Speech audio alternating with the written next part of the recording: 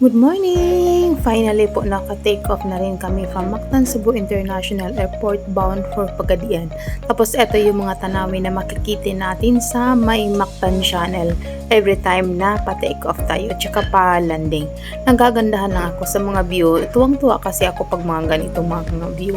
Although at the time little bit kabado ng very light kasi nga medyo maliit yung eroplano na nasakyan namin. Well, maliit naman talaga ang yung eroplano going sa yung mga probinsya na medyo ramdam ko talaga yung palag-alog ng eroplano. Pero at that time, kinokondisyon ko lang mind ko na hindi sa takot kasi medyo naninervyos ako konti lang naman.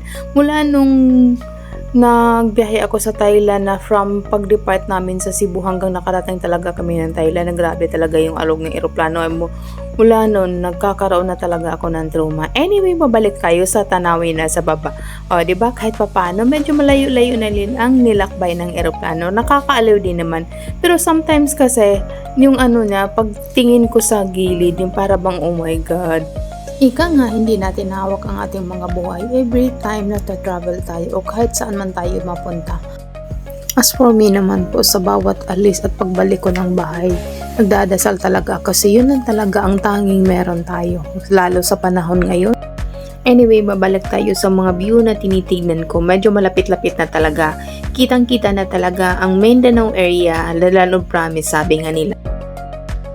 Nakita ko na talaga yung mga bulubundukin na to, na probinsyang-probinsya na talaga, konti lang yung bahay.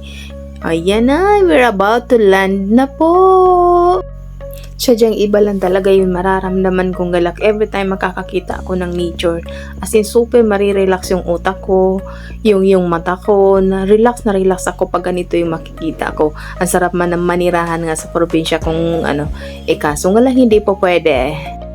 By the way po, 30 to 45 minutes lang po ang travel from Cebu to Pagadian. So medyo madali-dali lang talaga.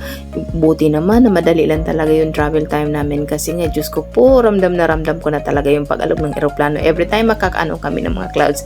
Anyway, we're about to land na po. Ayan na! Welcome to Pagadian! Nandito nga pala ako sa tawag ng trabaho. Ayan na! Welcome to Pagadian! Bye!